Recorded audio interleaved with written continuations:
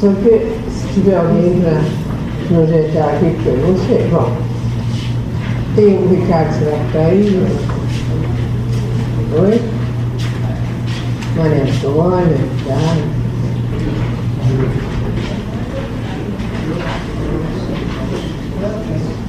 Oi?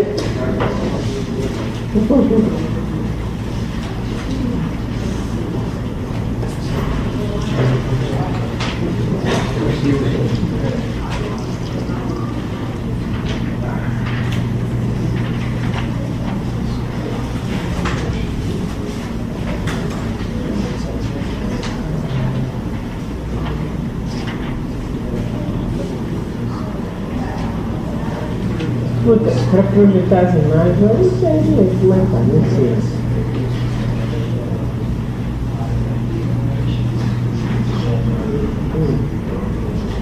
Não sei.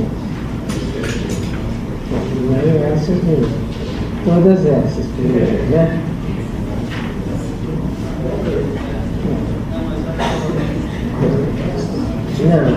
Não só essas. Agora, primeiro aquelas figurativas. Até esta, que é a última, essa ali, primeira. Aí pode ir passando essa devagar até o fim dela. Depois do Londrina, aí eu vou falar outra coisa. Então, podemos, acho que dá tempo. É daqueles 5 minutinhos. Antes de começar a eu não abri esse cara falso.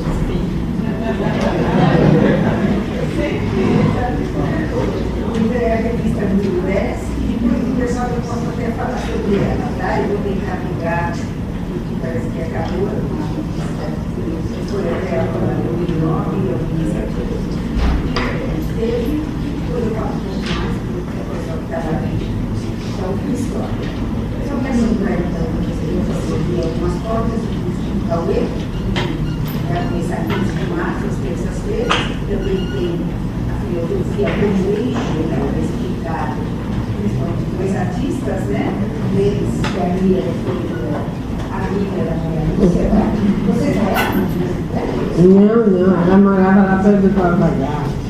Eu morava na Júlia. Foi apresentação de uma outra amiga, que era poeta, a Hilda Liz, ela que me apresentou a minha. Boa aquisição. E a Média também. Todas amei, Liguena, Média. Mega Toledo. Eram amigas. Isso. Então, o curso do Cauê. Você não cheguei agora. O Fran está em nível de francês, então, mas qualquer tempo, os cursos já estão na internet, eu lembro só que o Fran, muita coisa, são 8 encontros, começa às 16 e são 8 encontros, ele começa assim, o que poderá não saber de nada, porque nós temos uma mentalidade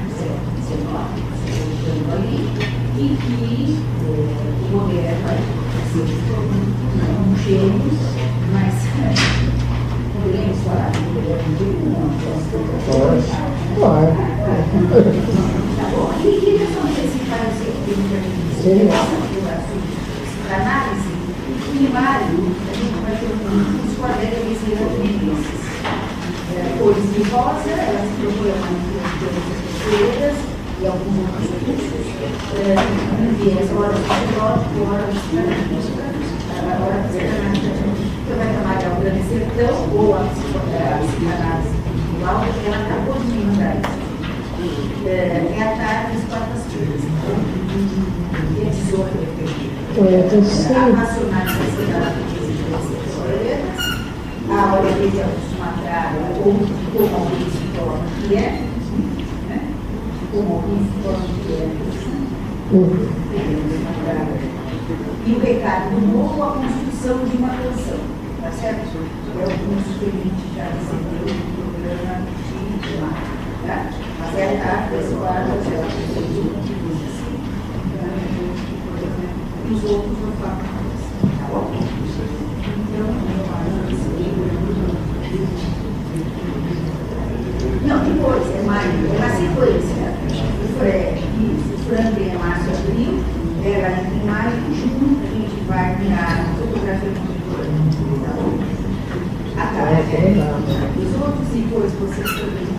Eu digo para vocês, quem quiser e não receber, quiser receber a programação da maratona ou do todo, entra no site e se inscreve. É a forma mais rápida, tá certo? Porque o nosso sistema de cursos mandar para a programação geral, em geral, não é nem garantido nem rápido, tá certo? Então agora mesmo que ele recebe o programa de cursos, nós não recebemos o programa geral lá na escola. Então, quem quiser receber, a gente agora faz uma série de exposições que não estava também, né? Trabalha com vídeo, com Bienal, com pasta, com batom, e vai, né? E você já no final de março, eu acho que é 16 de liberar. Não quero demorar mais, a gente vai passar um pouquinho, qualquer coisa que vocês me falam no debate, tá bom? Agradecendo a ela, que é eu que agradeço a atenção de vocês aí me recebendo. Vocês também, né? Chuvas de trovoada, estamos aqui, né? Tá certo? Obrigada e algo Tá bom. Só que eu vou precisar de alguém que me diga as horas, porque eu não trouxe nem o celular, que tem a hora, nem relógio, eu estou sem esse telefone.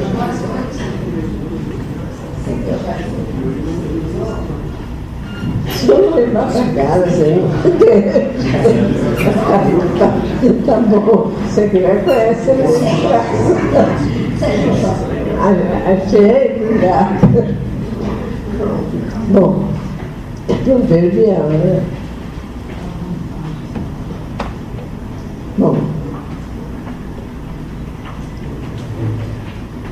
Então, recapitulando um pouco, né, a questão, hoje nós vamos trabalhar um pouquinho a questão das artes plásticas, né?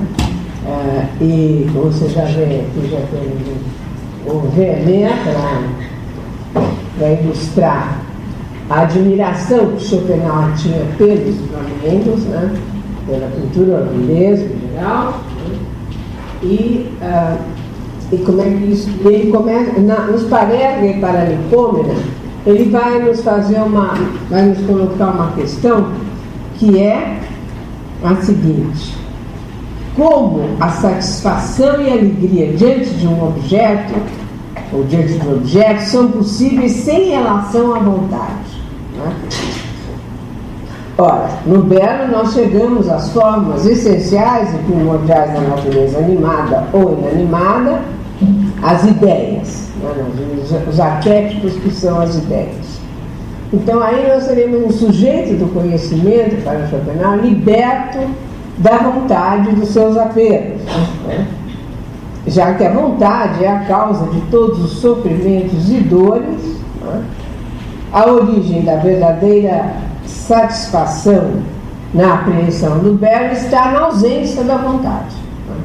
Ou seja, não há propriamente um indivíduo que se constitui de corpo e sujeito do conhecimento, mas nós teremos um sujeito puro do conhecer, né?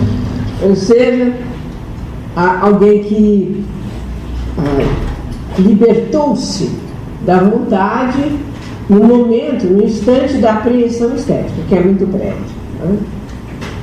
Ora, a faculdade de representação torna-se então completamente objetiva, porque ela apreende a ideia, mas não objetiva como é o objetivo o mundo empírico. Objetiva no sentido de que há uma congruência entre o sujeito e o objeto. O sujeito e o objeto se unem e não se separam no momento da percepção da ideia. como a ideia é uma representação, existem os polos opostos sujeito e objeto, como nós já vimos. Mas no momento mesmo da apreciação estética, da fruição estética ou da criação pelo gênio, o que acontece é que esses polos não se opõem mais, eles se superpõem, vamos dizer. Então, a faculdade de representação torna-se o espelho dos objetos, chegando à sua natureza íntima. Esse chegar à natureza íntima é justamente o apresentar-se da ideia, né? Já que na apreensão intuitiva comum, enfim, não se chega à natureza íntima, se tem apenas a aparência. Aqui se vai à essência, né? Então, o que é necessário para isso? Né? Que a vontade apareça no objeto, fazendo a abstração da sua posição no tempo e no espaço, e o que é dado, então, não é o individual, mas a ideia que permanece e perdura apesar da mudança. Né? Então, é como se o tempo também fosse suspenso. Né? E o que acontece também é a preponderância do intelecto sobre a vontade. Né? O intelecto, que normalmente é um escravo da vontade, ele, nesse momento, prepondera, tem a primazia sobre a vontade. E, eu cito Schopenhauer, nos parega o caráter não premeditado, não intencional, em parte inconsciente e instintivo, que se observa em todo o tempo nas obras do gênio, é justamente a consequência do fato de que o conhecimento artístico é completamente separado e independente da vontade. Um conhecimento livre, um conhecimento sem vontade. E, precisamente porque a vontade é o próprio homem, né, no sentido de ser o corpo do homem, né, se atribui esse conhecimento a um ser distinto do próprio homem, ao gênio. Né? Então, vocês falam, mas o gênio, então, é o que cria a obra, e quem frui a obra, se não tem genialidade, não vai poder penetrar na essência íntima. Ele fala, não, mas todos têm uma parcela de genialidade para poder participar e penetrar nessa essência. Ou seja, para poder ter uma fruição estética. Né? Para poder se aperceber do belo e do sublime, é preciso também partilhar da natureza do gênio de alguma maneira. Embora o gênio seja exceção, o gênio enquanto criador, né? Aqui há que ele perceba por reflexão que os demais não percebem, né?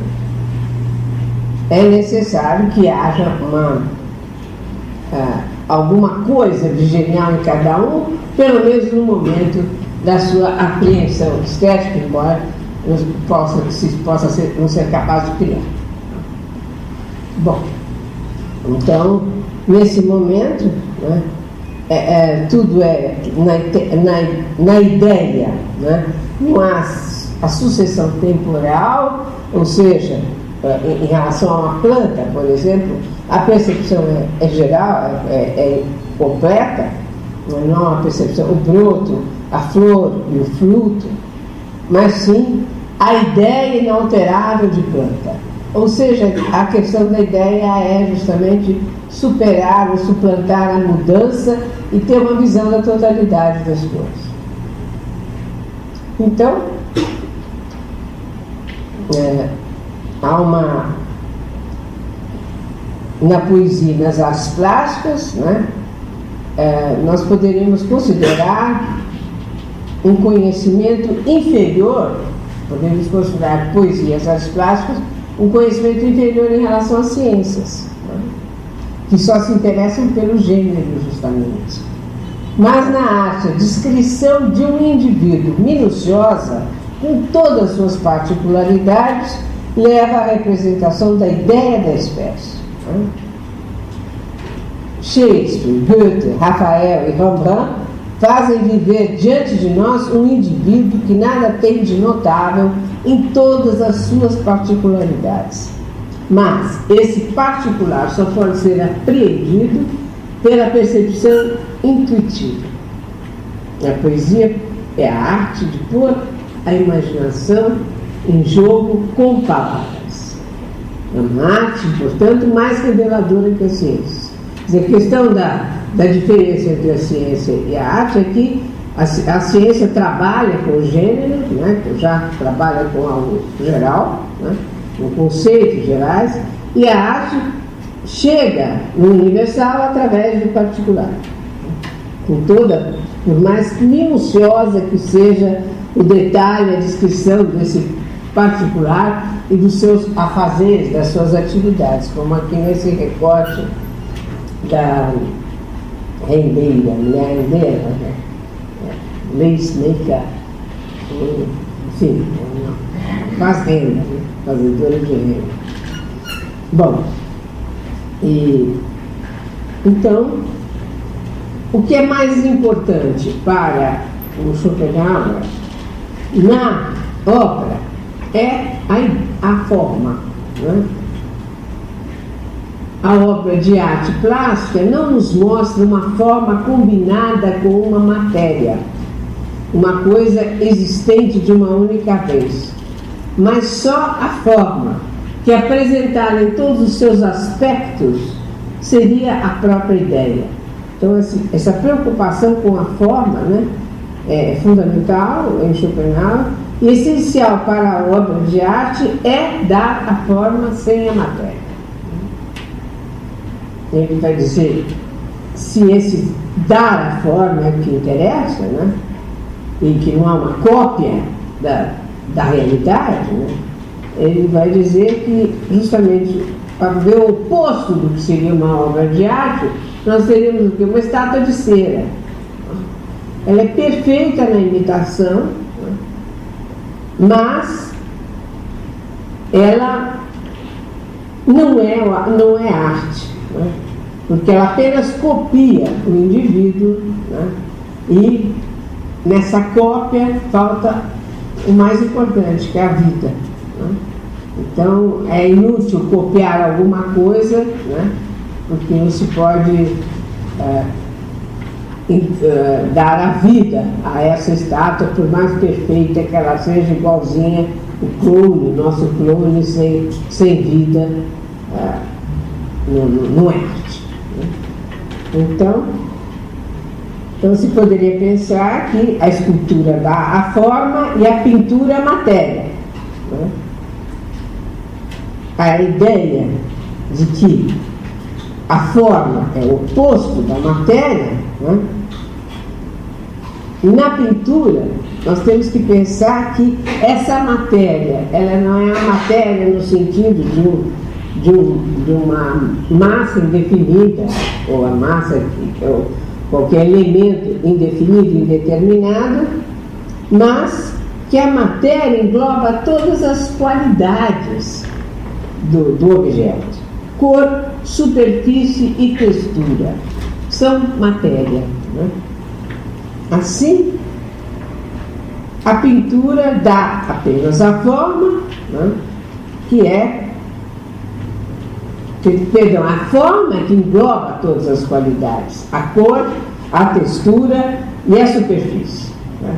Isso não é matéria, né, mas se pode dizer, nos parece, pelo menos, talvez haja uma diferença no mundo, que a pintura dá apenas a forma, isto é, a ação de algo sobre o olho, né?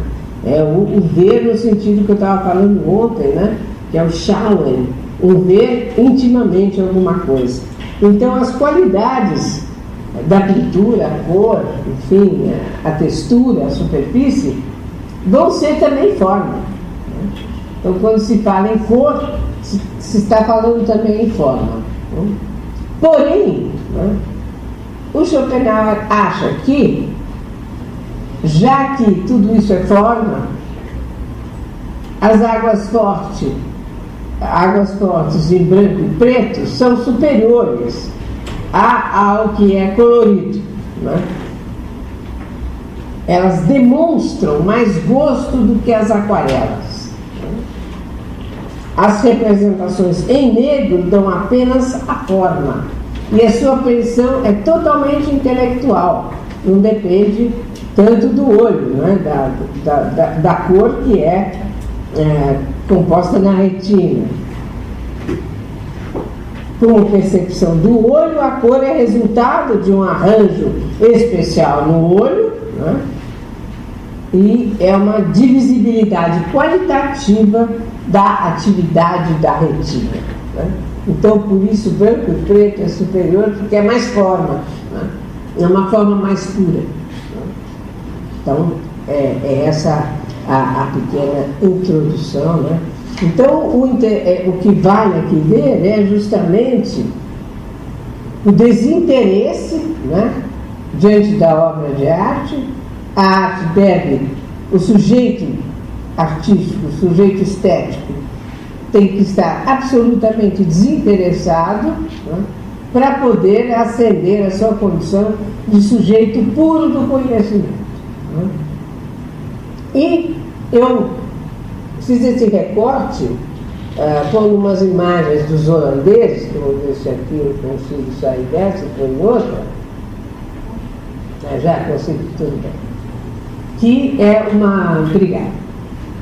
E eu vou fazer uma citação do parágrafo 38 do Mundo como Vontade e Representação, onde ele fala da pintura flamenca. Vou citar o Schopenhauer. Ele vai dizer que esse estado de ausência de dor, de ausência de interesse, pode nos ser introduzido através de uma disposição interna que se traduz na preponderância do conhecimento do intelecto sobre o querer. E esse estado, pode se dar em qualquer ambiente, né?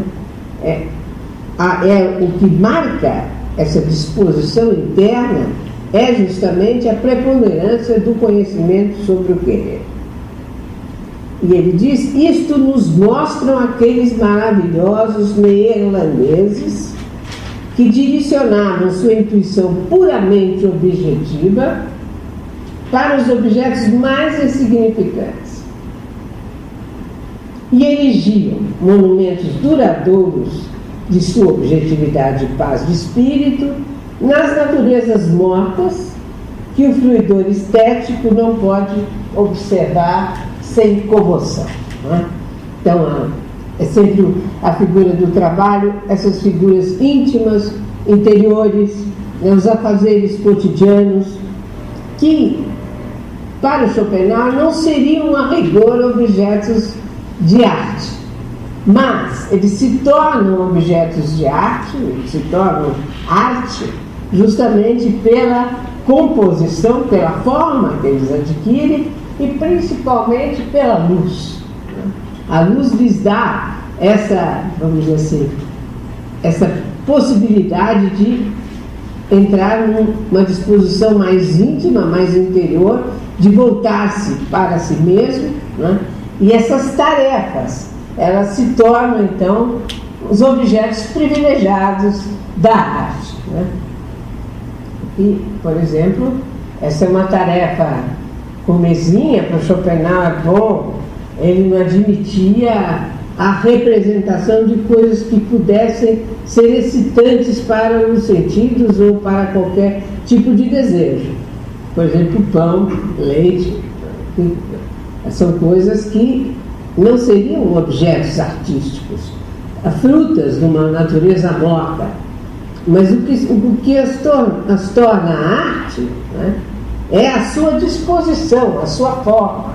A cor, que é a matéria, que é a sua forma também, a textura, né, a luz. A luz é um elemento que o Schopenhauer coloca como importantíssimo. A luz tem um papel também muito forte na arquitetura, né? Ela transforma, né, os edifícios, as edificações em obras de arte, quando elas lhes dá uma espiritualidade, uma possibilidade de serem vistas de várias maneiras, né? E a gente pode pensar até nos impressionistas, né? Na Catedral de Chartres, por exemplo, né? Então, essa questão do interesse, ele está aqui presente, é um gesto interessado do cotidiano, da subsistência, encher de leite uma caneca, ou fazer renda, mas isso tudo recebe a sua marca artística, estética, através, né, da composição, da forma, das cores, da textura e principalmente da luz, que é o forte dos pintores flamencos, né? Então, essa luz que sempre entra por uma janela, uma iluminação belíssima. Isso. Não vai, será? Ah, já. Não, está voltando. Não tinha mais. Não sei que eu estou fazendo certo. Ah, ela vai sozinha. Tá. Certo. Olha, eu acho que esse exemplo, embora a leitura de uma carta seja algo mais espiritual do que derrubar o leite na vasilha, é um exemplo que, inclusive, tem frutas aqui, né? Tem coisas que poderiam citar o apetite, né? Mas a luz transfigura toda essa cena da bela mulher lendo uma carta, né? A beleza física, esse parejamento, etc. Depois também aqui é uma cena doméstica, a criancinha, a mãe, ou sei lá, a aia arrumando as roupas no quarto, né? Chamou o quarto por Peter de Hoek, não sei, a holandês, então posso estar pronunciando tudo errado. Bom, aqui já é. Então, voltando um pouco, né, a leitora, né, da carta, a moça, a leiteira, né, a que faz, a que está, enfim, pesando coisas, eu acho que é ouro, qualquer coisa assim, né, que também não é o que seria um ato espiritual por excelência, né, mas o quadro se espiritualiza, é uma luz muito sutil que vem lá de cima, né, e que dá todo encanto, graça. Aqui o detalhe do fazer renda, né, da rendeira, né, todas essas atividades, né, comezinhas, cotidianas, que chegam ao estado de arte. Ele diz, bom, isto nos mostra, nessa possibilidade de atingir esse estado, aqueles maravilhosos irlandeses que direcionaram a sua intuição puramente objetiva para os objetos mais insignificantes e erigiu monumentos duradouros de sua objetividade e paz de espírito nas naturezas mortas que o fruidor estético não pode observar sem comoção, pois aqui que se presentifica o calmo e sereno estado de espírito do artista livre da vontade,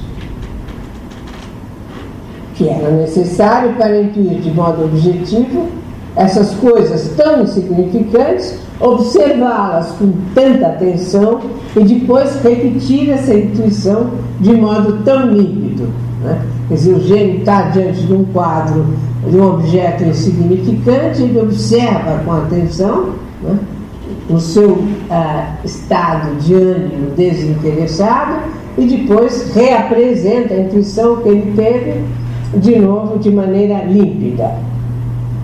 E na medida em que o quadro também exige a participação do espectador em semelhante estado, a sua comoção muitas vezes é ainda aumentada pela oposição com o estado pessoal inquieto.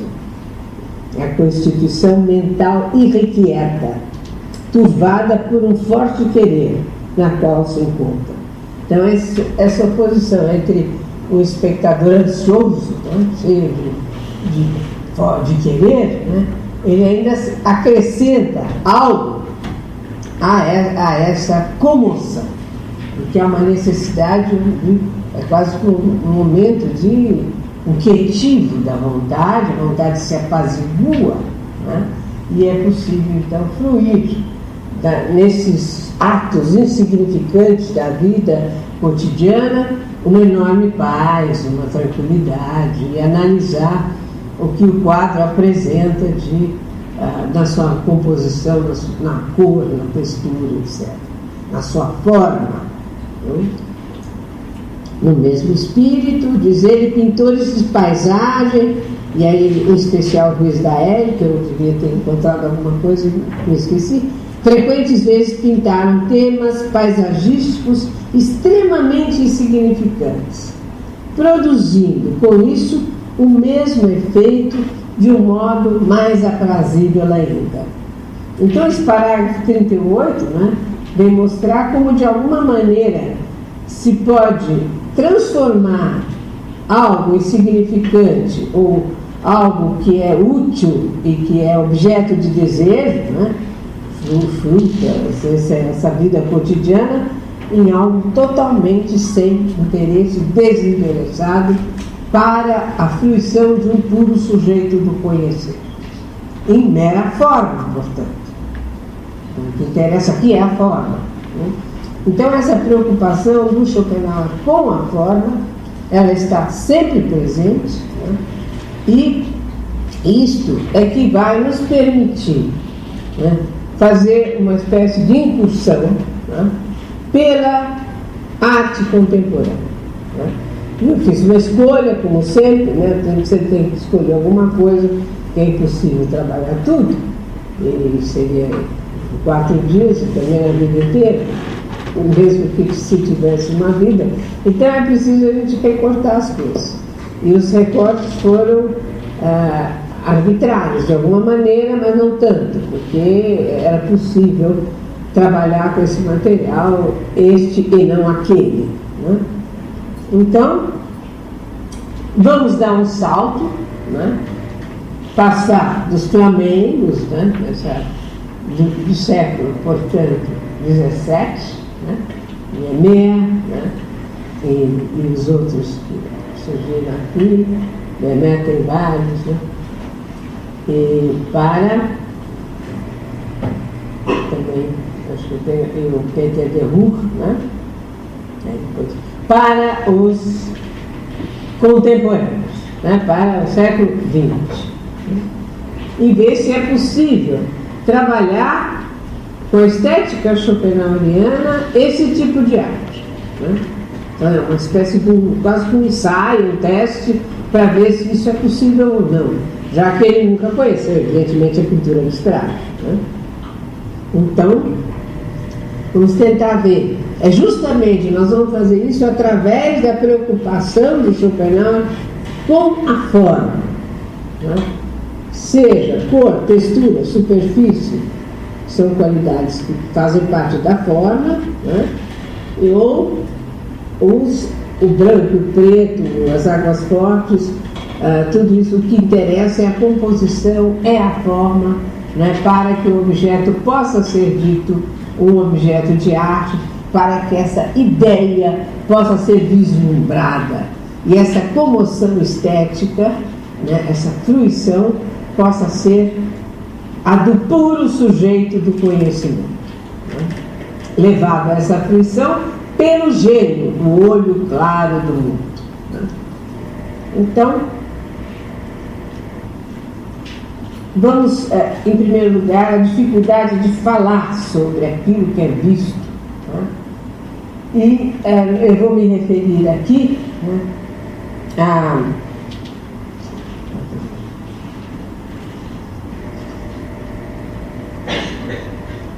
a um texto, né, que está justamente, eu esqueci o nome, Nakov, né, que é um texto sobre Malevich e Schopenhauer, que está num livro chamado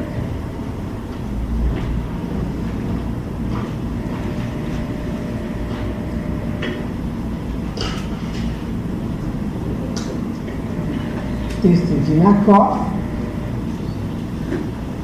desculpe, texto em francês, mas enfim, eu encontrei nessa coletânea, né, que se chama Schopenhauer, está em alemão, Schopenhauer e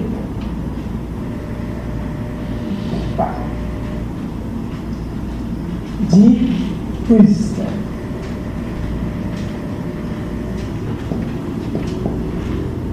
Então, alguma coisa que eu vou falar sobre Malevich e também sobre a relação do Schopenhauer com a pintura contemporânea vai ser, muitas vezes eu vou citar, mas não vou citar textualmente, mas muita coisa aparece nesse texto do Nabokov, que é um olhar de Schopenhauer em direção a Malevich, a English.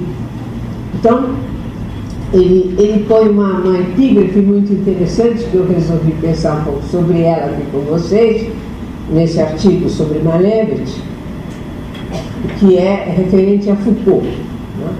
Eu não sei se eu concordo com o Nabokov, com as análises que ele faz, mas eu vou expor aqui um pouco para a gente também poder discordar. Né? Então ele diz: Foucault, nas palavras e as coisas, afirma que as relações entre a pintura e a linguagem são infinitas. Não porque a palavra seja deficitária diante do que se vê, mas porque elas não são redutíveis entre si.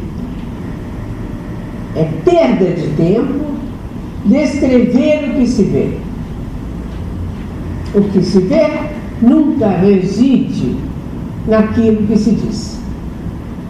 Então, essa disparidade dessas duas linguagens, né?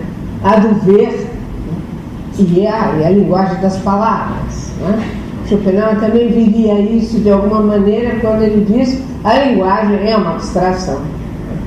E a arte não é. E a arte plástica é algo que produz uma visão e uma visão interior. Né?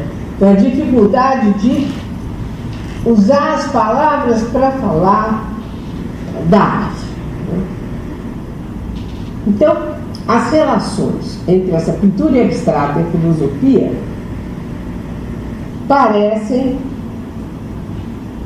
no entanto, naturais quando se pensa na pintura abstrata. Né? Na pintura abstrata própria de uma certa época, né? Do início do século, né? Passado, que é sem objeto, né? E na filosofia, que aparece ao mesmo tempo, que é a filosofia analítica, a filosofia da linguagem, né? Que também trabalha, né? De outra maneira com a noção de objeto e a noção de realidade. Né? Ora, de alguma maneira, parece contraditório essa ligação de época entre a pintura abstrata, né, e as filosofias da linguagem, as filosofias analíticas. Por quê? Ambas afirmam sua autonomia. É próprio tanto dessas filosofias quanto da arte do período afirmar a sua autonomia. Né? A arte afirmando a sua autonomia em relação à linguagem, né? A linguagem de palavras, né? A linguagem verbal ou abstrata, e a filosofia da linguagem também mostrando a sua autonomia em relação às outras realidades. Mas, apesar disso parecer contraditório, né, não se pode deixar de ver um paralelo, né, entre, por exemplo, a direção que a filosofia toma em Husserl, Heidegger e Wittgenstein, e o espírito da música no Weber. Né? ou no vigor minimalístico da arte abstrata geométrica dos anos 10 a 20. Há um parentesco, embora ambas as manifestações se digam autônomas. Então, essa autonomia da forma, o não reducionismo da arte simbolista, que está pensando aqui no Gauguin, impressionista, ainda se destaca mais na arte abstrata, que resulta na autonomia da pura forma. Quer dizer, é aí que se revela, que cresce a importância da forma, é a forma que interessa. Não é o conteúdo, não se descreve nada, não se está buscando um modelo para ser descrito fora da própria linguagem artística, a linguagem estética. A criação, que se toma por absoluta e ideal, e se explica depois como concreta, recusa sua dependência em relação a qualquer coisa fora do seu próprio conteúdo. E qual é o conteúdo dessa criação que se diz absoluta e ideal? É a forma. O conteúdo é a própria forma. Olha, então, o Malevich, eu já vou passar algumas coisas dele, mas aqui eu estou citando rapidamente, declara, nos fins dos anos 20, 21 e começo do ano 22, de 1900, no século passado, que os suprematistas tinham sua própria matéria, que nada mais era do que a forma sem objeto. Então, há essa questão da forma, ela funciona como fundamento da pintura pura, cujo conteúdo é a própria forma. Então, aqui nós podemos pensar nesse âmbito, tanto na não objetividade do Malevich, no suprematismo, no neoplasticismo de Mondrian, no concretismo e em Kandinsky, dos anos 20 aos anos 30. Mas, apesar dessa autonomia, dessa recusa de um referente na própria linguagem, os textos que marcaram essa seção da arte abstrata foram incontáveis. Ou seja, a arte abstrata é o lugar próprio dos manifestos e das proclamações teóricas, buscando então estabelecer conceitualmente o fazer abstrato e mostrando a necessidade, apesar das afirmações dos artistas, da sua autonomia, nesse sentido, a linguagem filosófica representa um papel importante como referência, já que os textos teóricos abundam nessa época, apesar da independência da arte que tem como conteúdo a sua própria forma. E Schopenhauer foi um dos que parece ter enriquecido esse fundo cultural, tendo afirmado a autonomia da vontade e já profetizando uma arte absoluta na própria música. Ele abriu caminho também para a arte plástica abstrata. Então, o viés é a necessidade de se passar também pelo que ele pensava da música, como ele via a música, como uma arte absoluta. E, nesse sentido, ele vai ser um referencial importante, se pensarmos naquilo que ele fala sobre a música, já que ele estava longe ainda da arte abstrata, ele vai ser um referencial importante para a arte abstrata que surgirá futuramente. Então, dentro dessa ideia toda, houve uma escolha, que foi falar um pouco sobre o Piet Mondrian, que vai ser o representante aqui do nosso terceiro tipo de conhecimento, recapitulando, um conhecimento, tínhamos o ponto de vista da representação ou do fenômeno, submetido a uma série de condições, a saber, as formas do princípio de razão, isso em Schopenhauer, onde nada é sem razão de ser. Este conhecimento nos apresenta um mundo que tem o estatuto de um sonho, uma mera aparência, em que não há nada que garanta a sua realidade. Um mundo meramente ideal. Então, o idealismo schopenhaueriano no primeiro livro do mundo, com vontade de representação, aquele que se inicia pela frase: o mundo é minha representação. Olha, por outro lado, Schopenhauer aponta para a possibilidade de um conhecimento que não é mais ideal, mas está no polo oposto, né? Que é o conhecimento da atividade da vontade, através das ações corporais que manifestam essa vontade.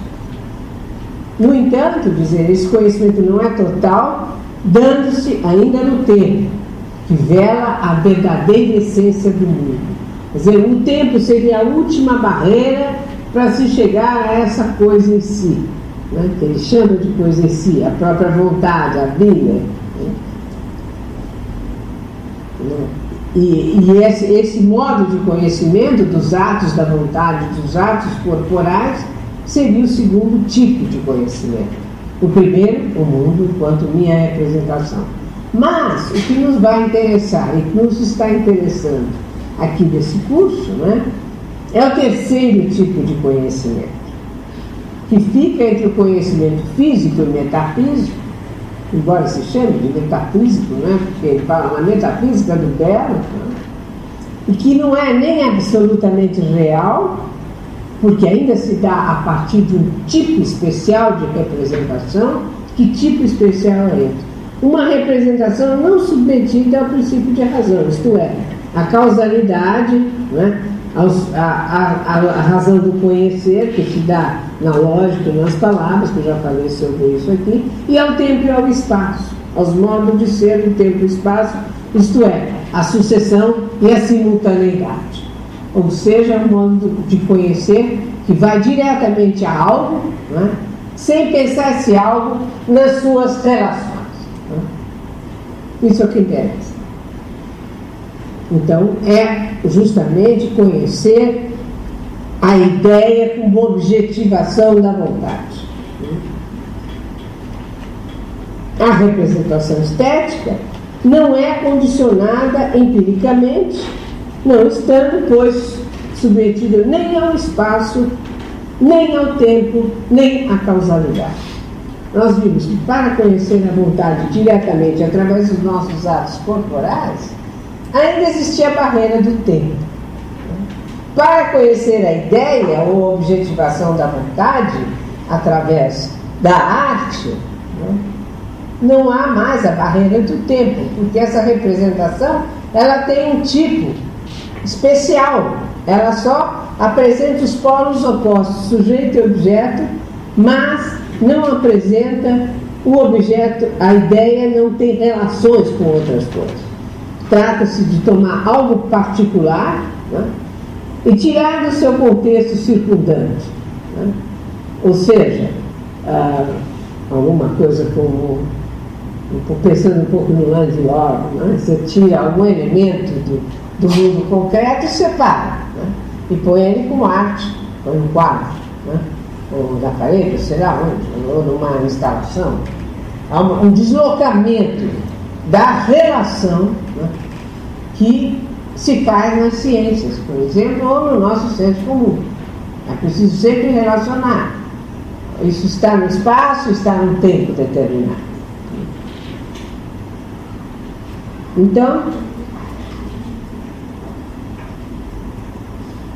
Então também não há uma remissão ao conceito, na representação estética, obviamente, e a série das razões lógicas. Não é, pois, abstrato. Né? Não é um conhecimento abstrato. O conhecimento artístico, estético, não é um conhecimento abstrato no sentido das ciências, o gênero, né? Se vai do particular para o universal, sim. Mas justamente porque se parte do particular, nós não temos ainda um conhecimento abstrato. Ela apresenta a ideia como a primeira objetividade da vontade, isto é, sua apresentação objetiva, o que dá um conhecimento verdadeiro, não filtrado pelas formas que condicionam o fenômeno. Então não é mais um conhecimento fenomênico no sentido estrito da palavra, e fenômeno para Schopenhauer quer dizer representação empírica, né? Esse conhecimento fenomênico não está mais em questão porque esse conhecimento estético, ele não é mais condicionado. Não há o condicionamento espaço-temporal e nem o condicionamento, e portanto, né, se não há sucessão, não há simultaneidade, não há ligação com outros objetos. Né? Então ele é incondicionado. Vejam só. A arte atinge algo incondicionado, ou faz algo virar incondicionado, vamos dizer assim.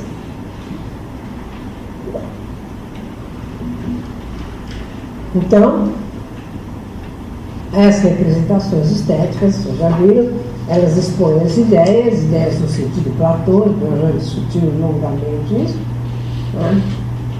E é um conhecimento contemplativo, ou seja, a estética de Schopenhauer é uma estética contemplativa, vejam bem, né? E o seu sujeito não é mais um indivíduo composto de corpo e intelecto e conhecimento, mas é o puro sujeito desinteressado do conhecer. Né?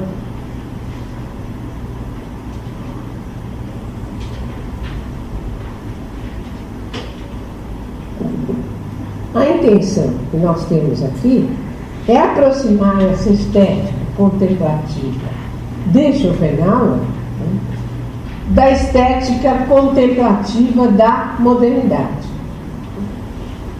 Então eu arrisco, né, a ver nessa, por exemplo, no Mondrian, né, um feitio estético contemplativo, uma arte contemplativa, né, da arte abstrata. Né. E eu escolho Mondrian também porque ele cita Schopenhauer na sua obra. Ele tem um diálogo que está, eu acho que eu estou aqui sem o, mas deve ter aqui a referência bibliográfica, que tem na bibliografia de vocês, deve ter na minha aqui, deixa eu ver lá. Eu estava sem a minha mala, eu perdi. Você tem uma bibliografia, não? Eu acho que aqui não. Bom, agora não tem, mas eu não vou me lembrar exatamente, mas vocês vejam, por favor, que as duas obras de Mondrian, uma está numa coletânea e a outra é Plastic Art and Pure Plastic Art. Qual é a do triálogo, onde tem o diálogo? É diálogo...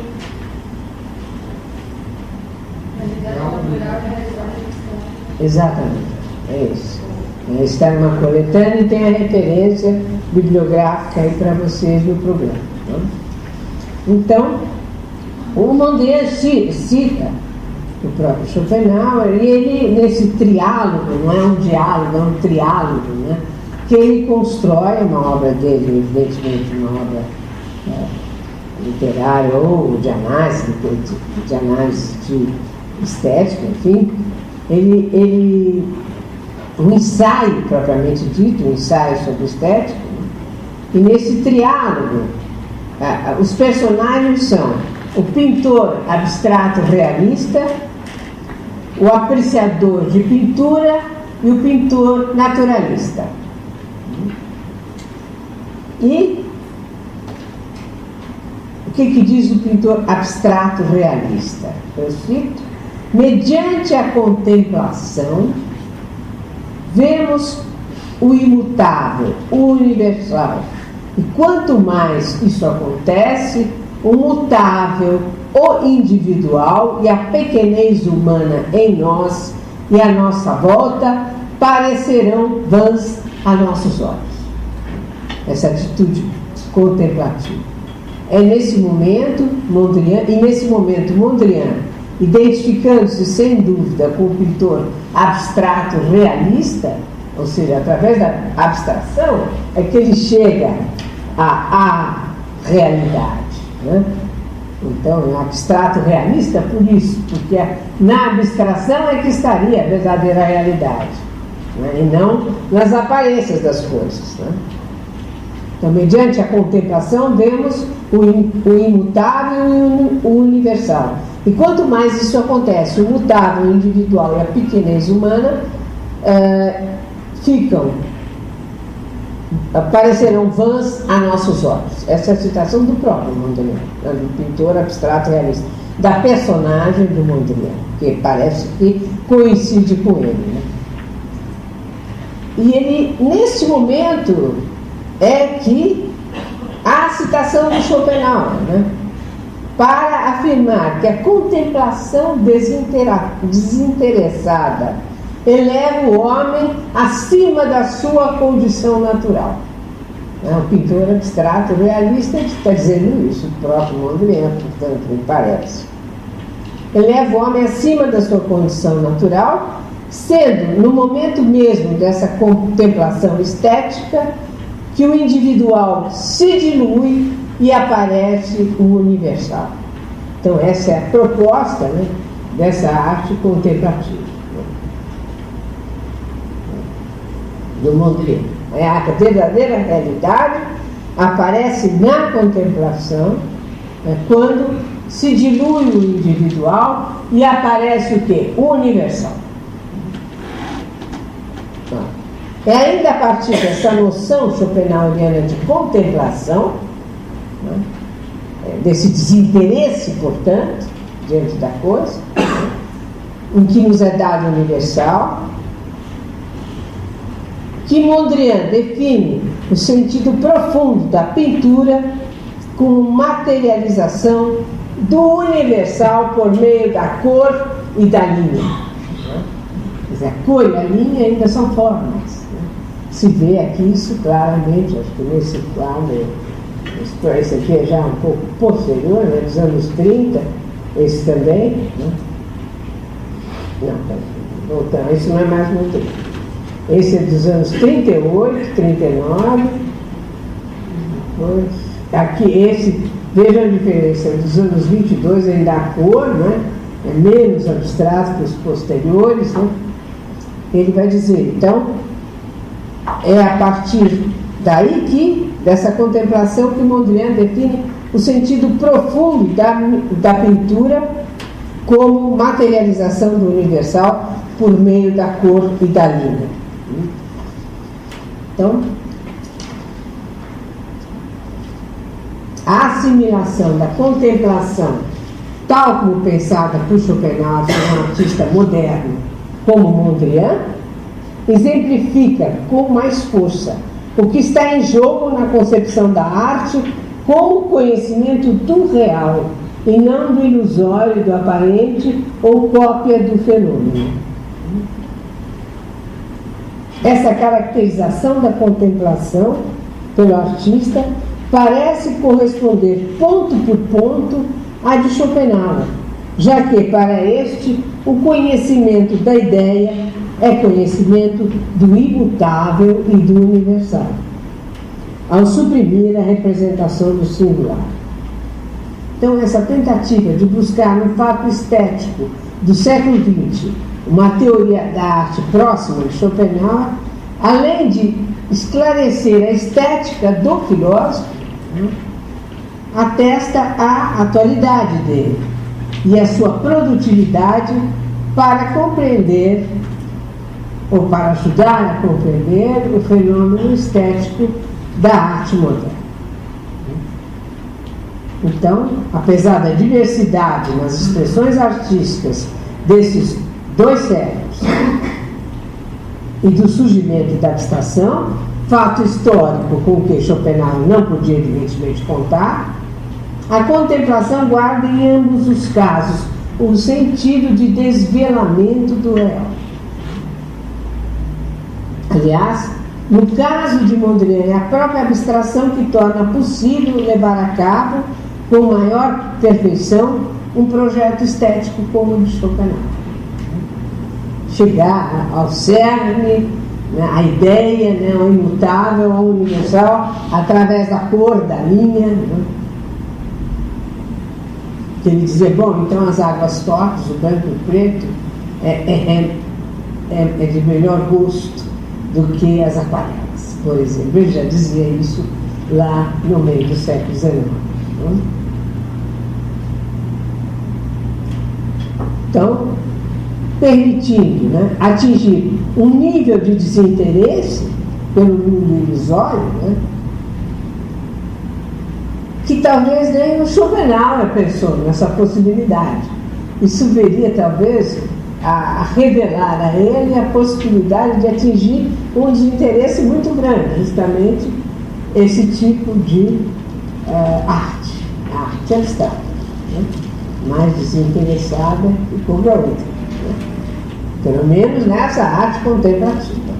Cuidado, também há outras possibilidades de se pensar uma arte que não coloca o desinteresse como importante, né, como sendo o principal fator. Né? Então vamos fazer um curto intervalinho, né, de 5 minutos.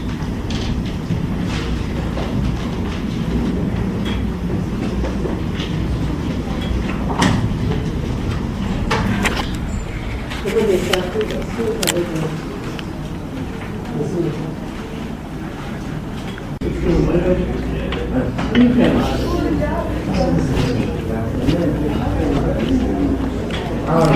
Agora está dando para alguém? Está funcionando?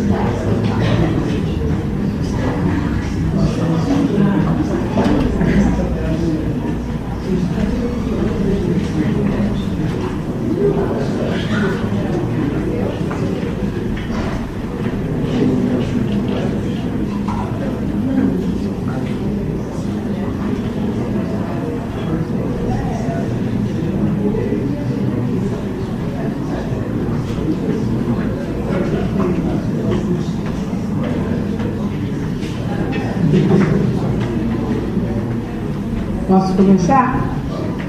Então, sabendo do privilégio que o Schopenhauer dá à intuição, né, ao intuitivo diante do abstrato, como ficaria a questão, de acordo com o ponto de vista do filósofo, a arte abstrata? Seria um fenômeno não artístico? Uma arte, por assim dizer, degenerada, and arted, né, como foi dito muito da arte moderna pelos obscurantistas, né? Cabe inquirir, na contramão, se a expressão abstrata não viria justamente enriquecer a teoria estética do Schopenhauer, já que para este a arte não é cópia do real. O intuitivo para ele não quer dizer algo que copie o real, né? Ou mesmo cópia da cópia, como no modelo platônico de simulacro, mas expressão daquilo que é propriamente real. É preciso, nesse ponto, voltar à metafísica do belo de Schopenhauer para pensarmos tal questão, ou seja, determinar o que significa abstração na arte para um moderno como Mondrian, e a abstração como conceito e diferente da intuição para o filósofo. Essa palavra abstrato, por exemplo, tomada na arte para a arte de um Mondrian, não é o mesmo o abstrato como conceito para o Schopenhauer. Essa é uma diferença, não é a mesma palavra, mas tem dois significados diversos, senão não poderíamos nem pensar que isso fosse arte para o filósofo. Essa abstração, então, não é uma generalização, um mero despir-se das particularidades para encontrar um termo comum, não é?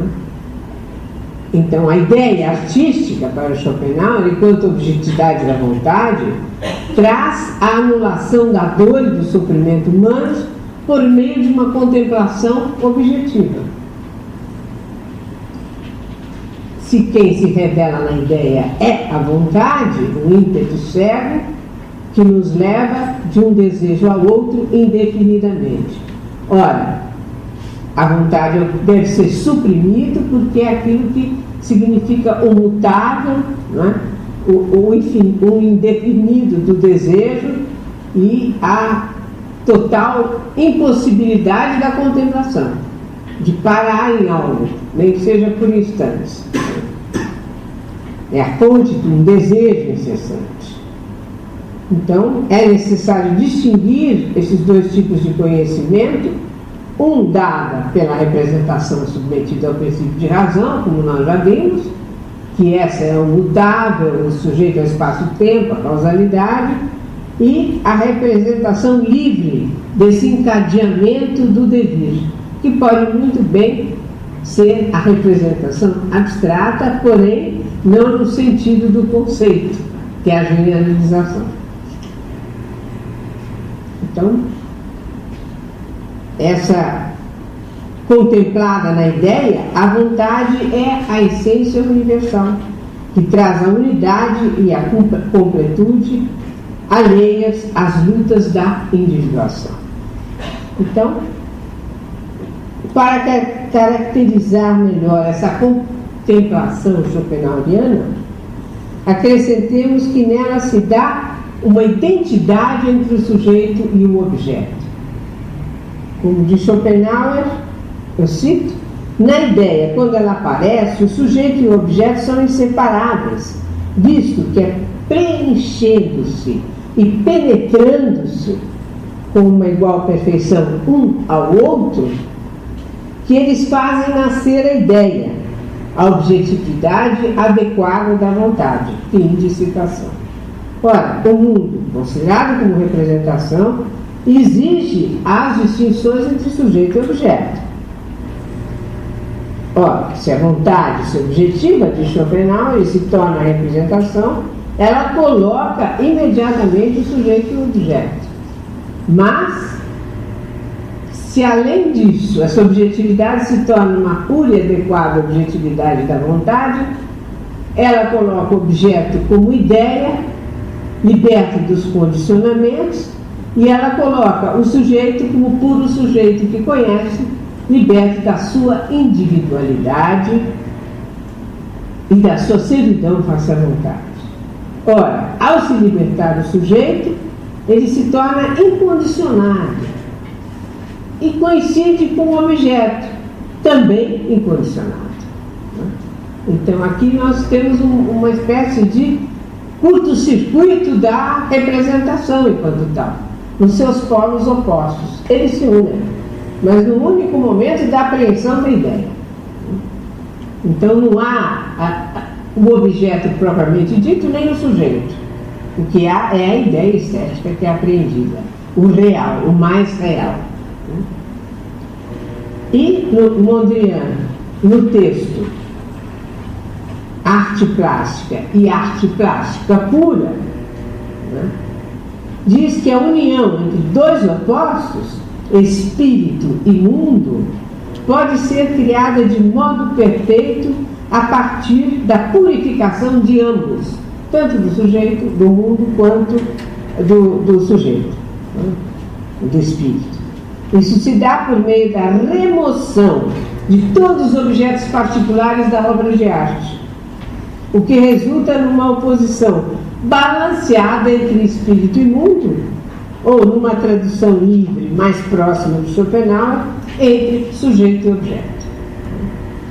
Então, removendo toda a figuração que se expressa aquilo que é próprio à arte abstrata, e se marca a proximidade com a estética de Schopenhauer e também de Hegel. O Mondrian tanto leu Schopenhauer quanto Hegel. Então há uma espécie de distinção, e às vezes ele é hegeliano, às vezes é schopenhaueriano, enfim, e não é nenhum nem outro, porque ele é o artista e é o gênio também da sua criação. Ele tem imagens nós não queremos dizer que Mondrian seja apenas schopenhaueriano, o que seria cortar-lhe as asas de uma maneira bastante desagradável. Então, em arte não se pode esperar, diz ele, diz Mondrian, representar na imagem as coisas como elas são, nem ao menos como elas se manifestam a si mesmas em todo o seu vivo esplendor. Ora, isso é essa citação do Mondrian, que eu acabei de ler, e essa desconfiança em relação às coisas que aparecem remonta ao idealismo, às estéticas idealistas. Então aqui nós vemos essa espécie de fascinação pelo idealismo, né, que está nesses pintores abstratos. Né. A falta de espírito, né, em Hegel, a contundente crítica da arte como mera imitação nos mostra o que falta à arte como cópia é o espírito. Hegel usa, Schopenhauer pouco usa essa palavra espírito, e quando Mondrian fala entre espírito e mundo, ele está sendo mais hegeliano que Schopenhaueriano. Pelo contrário, o Schopenhauer, na sua proposta ateísta, diz assim: espírito, quem é esse senhor? Não conhece. Me apresenta. Então, a falta de espírito faz com que a imitação da natureza seja uma mera abstração e não alcance assim a objetividade. Isso promete. Em Schopenhauer, só a representação enquanto desvinculada do princípio de razão, que o gênio é que torna possível, tem essa capacidade de apresentar a objetividade, ou seja, aquilo que é mais real,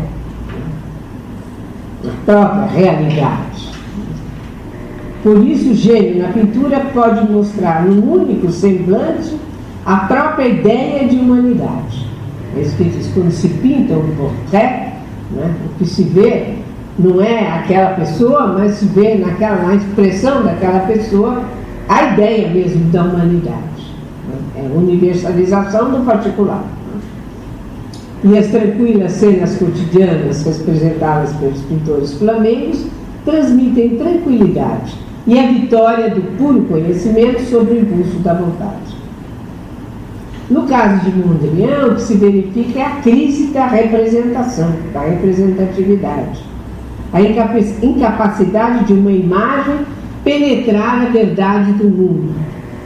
Uma imagem cópia, né? Quase cópia, mesmo alterada. Né? Ele vai mais longe que os simbolistas, que os impressionistas, etc. Desde que não se pode mais contar com a revelação da ideia ou do universal nos objetos particulares enquanto representados, o que eles é preciso banir tais objetos da obra de arte se quiser encontrar aquilo que eles são, né? O ser desses objetos. Eles têm que ser afastados da obra de arte, e a obra de arte é minimalizada, vamos dizer assim, né? Traços, aqui é o branco e preto, né? Aqui não está bem preto, mas é o preto e o branco aqui, né? Então, Mondrian, instalado na modernidade, busca a realidade universal, nasce, eu cito Mondrian, nas formas neutras, linhas livres e cores puras. Esta é, segundo ele, livre, em contraposição à realidade particular, que é ligada à vida individual, seja pessoal, seja coletiva. A questão da abstração indica aparentemente o ponto de ruptura definitivo entre essas duas concepções, a do artista moderno e a do filósofo idealista. No entanto, o fato de ambos apontarem, buscarem a realidade verdadeira, os aproxima de novo, metafisicamente. Né? E ainda vamos citar mais um trecho de Mondrian, né? Nessa arte plástica e pura arte plástica, em que ele diz: precisamente por sua experiência, a arte não figurativa mostra que a arte continua sempre na sua rota verdadeira. Ela mostra que arte não é a expressão da aparência da realidade, tal como a vemos, nem da vida que vivemos, mas que é a expressão da verdadeira realidade e verdadeira vida, indefinível, mas realizável na arte plástica. Então, essa intuição seria aí a visão direta da realidade, o que não quer dizer visão da imagem sensível, pois o que esta pode trazer é o que foi posto em questão pelo próprio Mondrian como fraco e limitado. O artista retira o seu material da realidade visível e da vida que o cerca enquanto fonte da sua objetividade. Mas o que o distingue do artista figurativo, citando de novo Mondrian, é o fato de que nas suas criações ele se liberta da dominação, da inclinação individual que está nele. Ou seja, o desinteresse. Ele se afasta da sua própria inclinação individual. Traduzindo em linguagem schopenhaueriana, na arte desaparecem o indivíduo e as suas inclinações para dar lugar ao puro sujeito do conhecimento. Ora, e nós temos que lembrar que em Schopenhauer, na hierarquia das artes, é a música que tem a primazia, que ocupa o primeiro lugar. As artes plásticas têm um lugar inferior, conforme o seu maior grau de materialidade. A música é a arte por excelência, cujo material sonoro pouco se prende a qualquer manifestação empírica ou conceitual. Para explicar a música, Schopenhauer, voltando ao passado, a ontem, para explicar a música, Schopenhauer não mais recorre às ideias, como fazendo a mediação entre a pluralidade das imagens sensíveis e a vontade una. A música, dada a fluidez do mundo sonoro, é a arte dos sons, e a sua dessemelhança específica com a ilusão fenomênica, expressa diretamente a essência das coisas. Mas na música não precisa haver a mediação da ideia. Na música não há mais qualquer representação. Por isso, ela é o exercício inconsciente da metafísica, manifestando a vontade tão bem quanto o próprio mundo. Já que a música não representa nada e não precisa de qualquer referencial externo, ela é, a um tempo, forma e conteúdo de si mesma. Então, voltando à linguagem abstrato realista do pintor personagem do Mondrian, em que vimos a crise da representação e da imagem como principais motivos, depois de expor a concepção que Schopenhauer tem da música como a arte por excelência, totalmente liberta da representação, pode-se arriscar a dizer que a arte plástica abstrata não infirma a estética schopenhaueriana, mas apenas subverte a sua hierarquia, colocando, por assim dizer, as artes plásticas no mesmo patamar que a música. Se nós pensarmos na ausência total de referente, na forma que tem como conteúdo a própria forma, nós estamos nos aproximando do que o Schopenhauer diz da música e a arte plástica passa a estar no mesmo patamar que a música, no caso da arte contemporânea. Também essa total abandono dos elementos figurativos e do que se vê, está presente aqui no Mondrian. É uma arte plástica que é pura música, na verdade. Então, nós contamos então com uma referência expressa de Mondrian Schopenhauer, no seu no seu texto, nos seus diálogos imaginários que foram escritos de 19 a 20. Então, bem antes desse texto, mais ou menos no período desses textos, né? 19 a 20, um pouquinho depois, mais próximo dessa fase. Né? E com isso, nós não estamos querendo dizer que Mondrian foi influenciado por Schopenhauer, né? E tanto só, né? Ele leu Schopenhauer, ele leu os seus filósofos, leu Hegel, mas há uma marca, né, tanto dos filósofos idealistas na obra de Mondrian, que é muito forte. Então, a ideia de que, mas para completar essas considerações, né, e trazer para aproximar o Mondrian de Schopenhauer, eu acho que é necessário recorrer à estética da música, né? A metafísica da música de Schopenhauer. Porque não há mais ideia propriamente dita, e é isso que o Mondrian está dizendo. Né? Ele não tem mais mediação. Né? O que ele expressa, né, é direto, né, através das linhas, né, das cores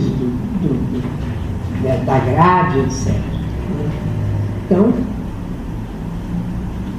esse Mondrian traria, então, como paradigma da estética da modernidade, um exemplo da permanência do idealismo ou da problemática estética do século XIX nas produções da vanguarda do início do século XX.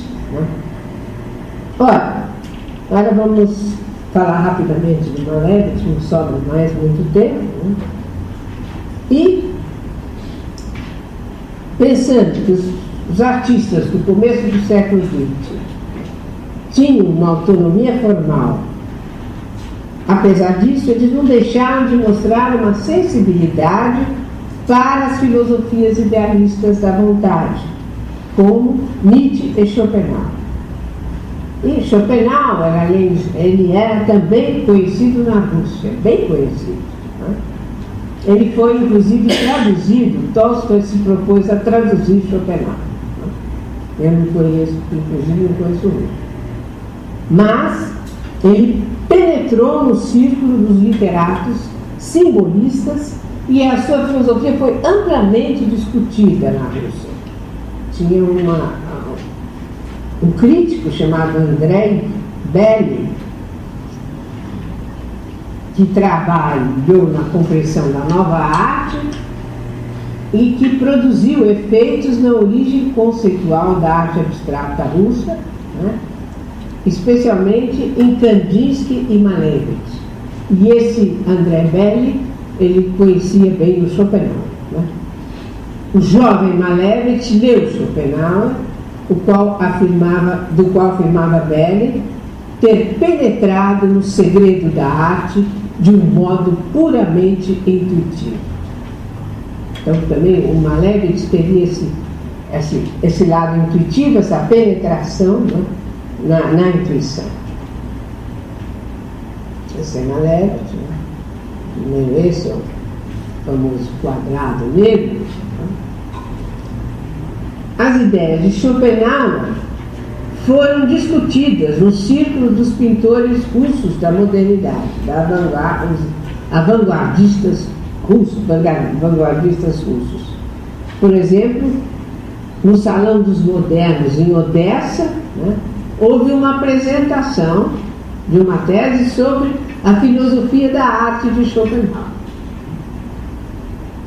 E, nesse texto de Andrei Nakov, da Rosa, né?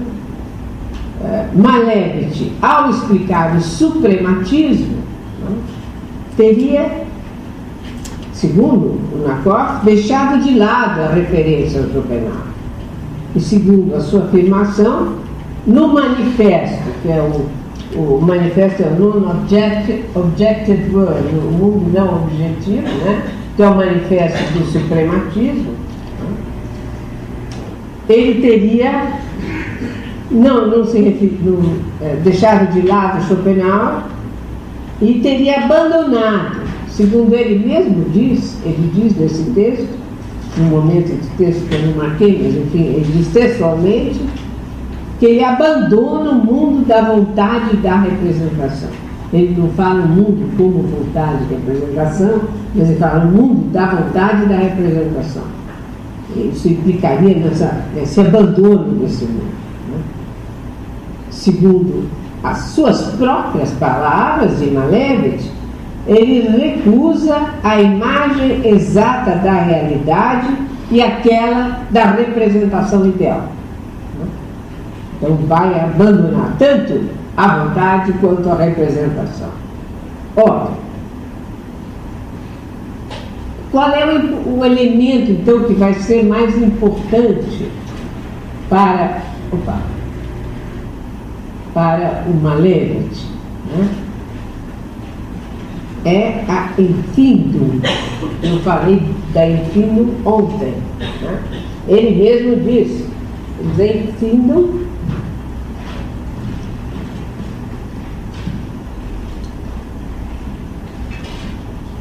que nós vimos que, num certo momento, Schopenhauer não fala mais de Gefühl, né, que é sentimento. Né?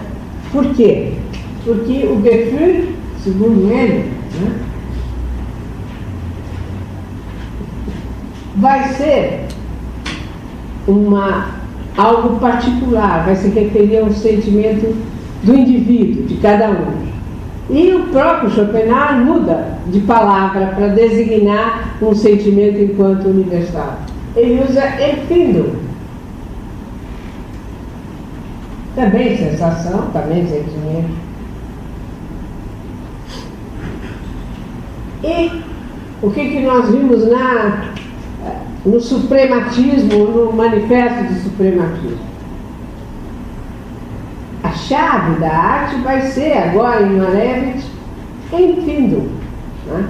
A sensação, o sentimento, e não mais nem a representação e nem mesmo a vontade. Né?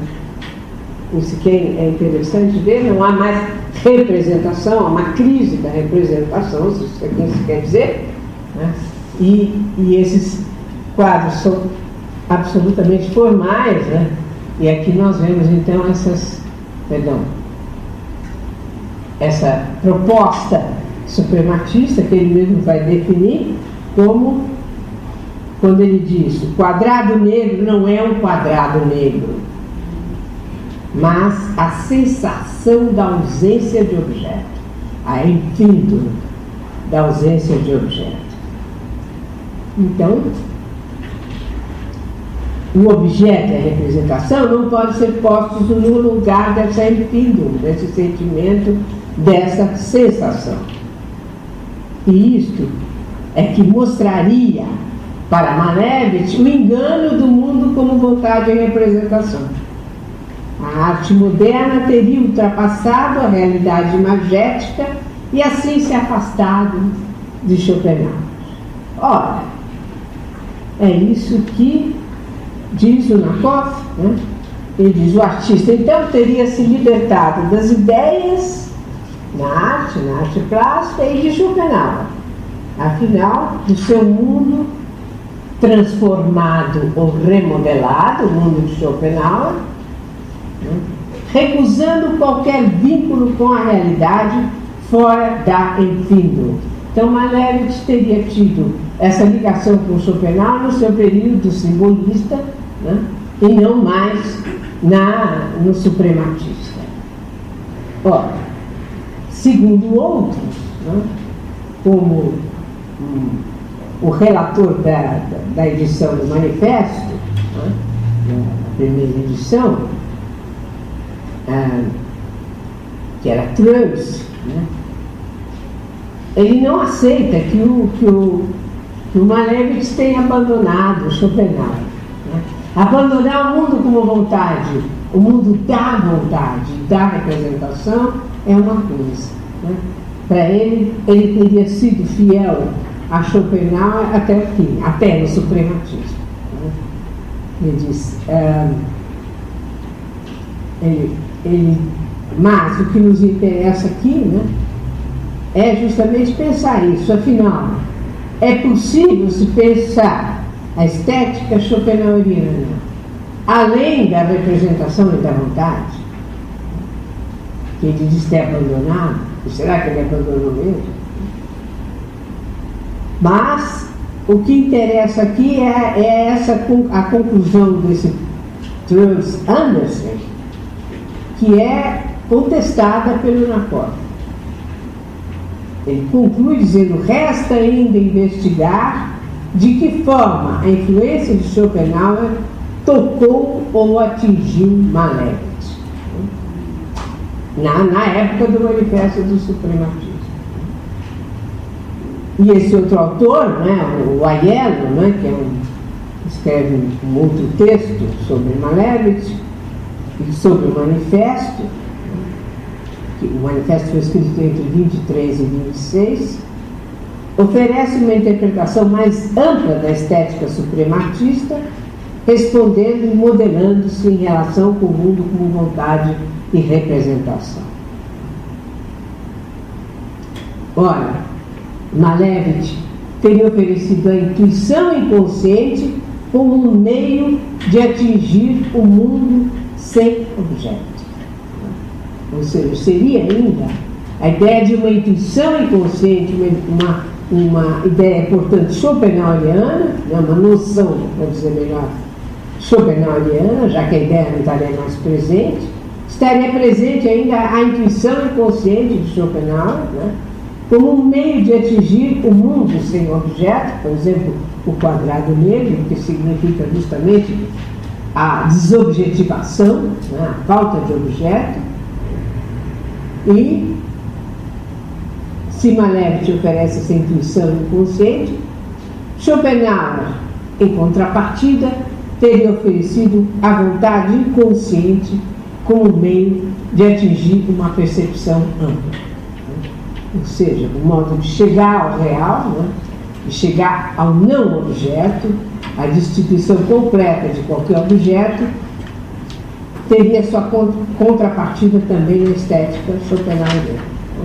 E aqui eu volto à nossa questão da música.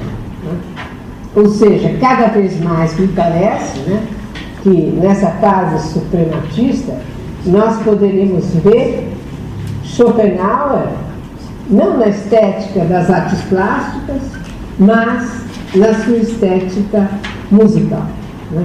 A ausência total de qualquer referente, o conteúdo da obra como mera forma e não como algo separado dessa forma, ou seja, teria desaparecido essa representação, ou estaríamos num momento de desconstrução da representação, da própria representação, que é o que ele faz apenas na metafísica da música.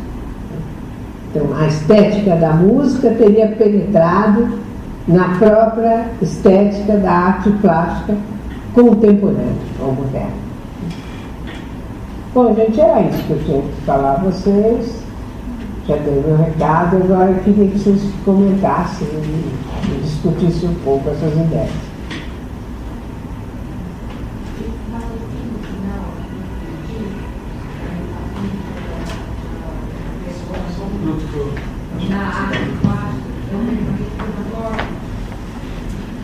Não, o Nakov recusa que na fase suprematista, né, o Malevich ainda se mantivesse ligado a Schopenhauer como ele foi na juventude, na sua fase simbolista, né, já que não há mais uma representação. Mas nós vimos também que na música de Schopenhauer não vai haver representação.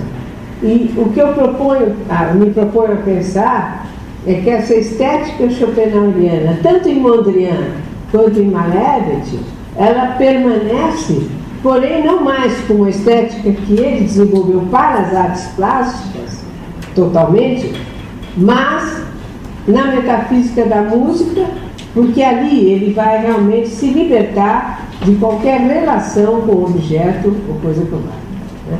Ou com qualquer referente exterior à própria obra, como no caso como acontece na arte plástica moderna. Agora, Tatiana, quando você falou aqui no final em relação ao Malevich, que seria mais quando ele entra com essa questão do sentimento. Mudo? Não, não é assim.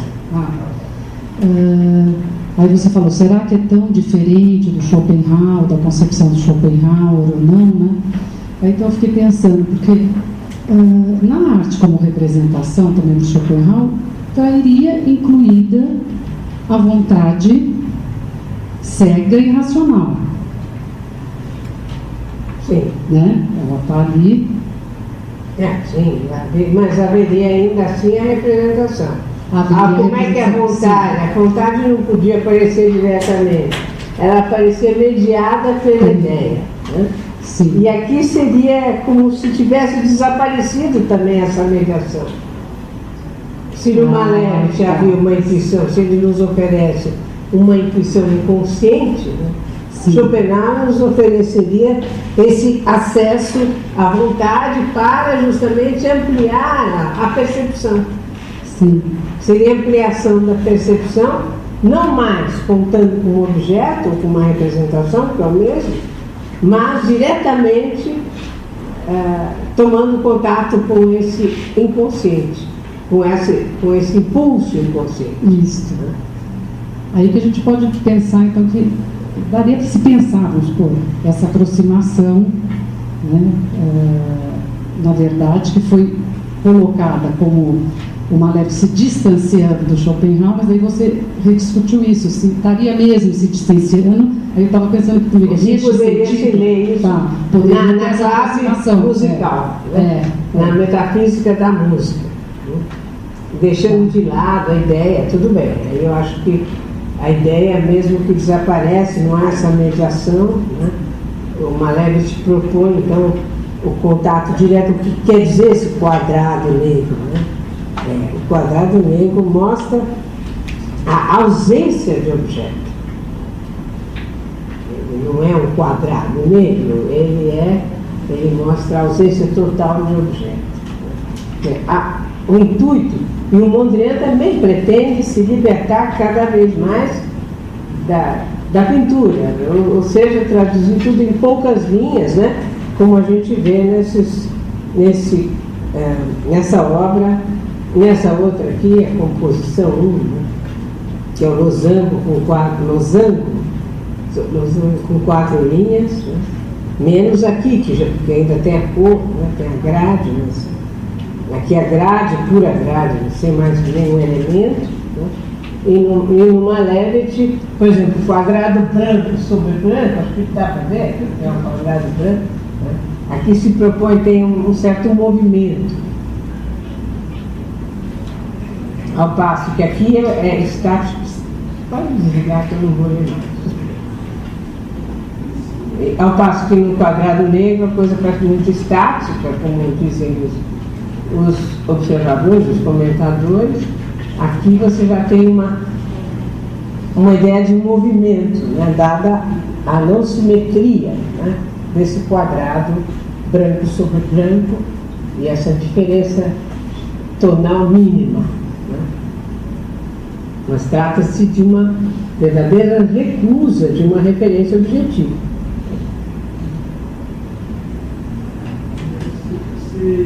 Vamos lá, o microfone para os demais. Você, algumas vezes, na fala de hoje, comentou a ideia de arte de representação e ideia como representação.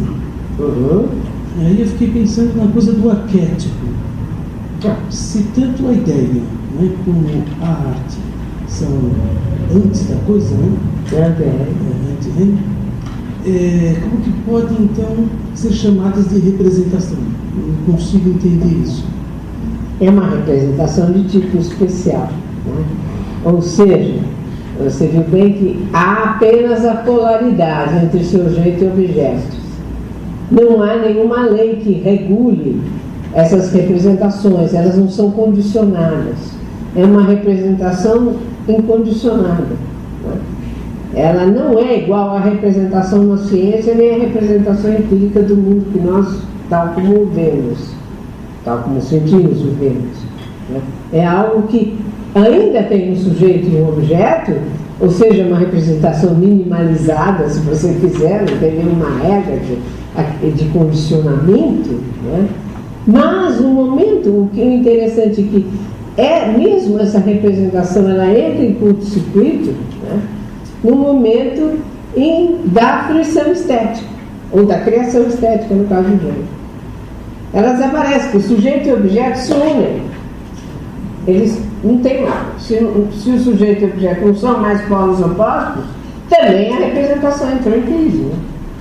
Será que não é isso que o Mondrian coloca no texto lá, da superação da vontade e da representação? É o Malevich. É o Malevich.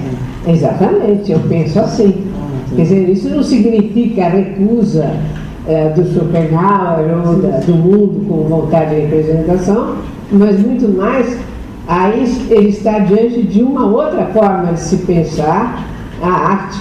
Né? E o Schopenhauer também, quando ele fala em representação, ele continua, a época mesma do conhecimento representativo. Né? Não dava para não falar em representação, mas era uma representação que de repente entra em curto-circuito. Não tem nenhuma referência externa.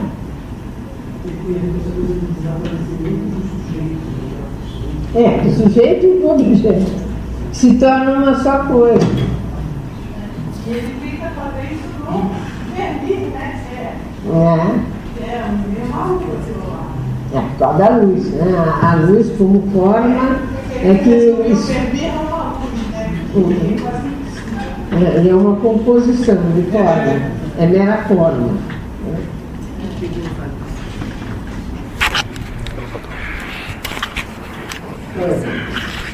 Lá no fundo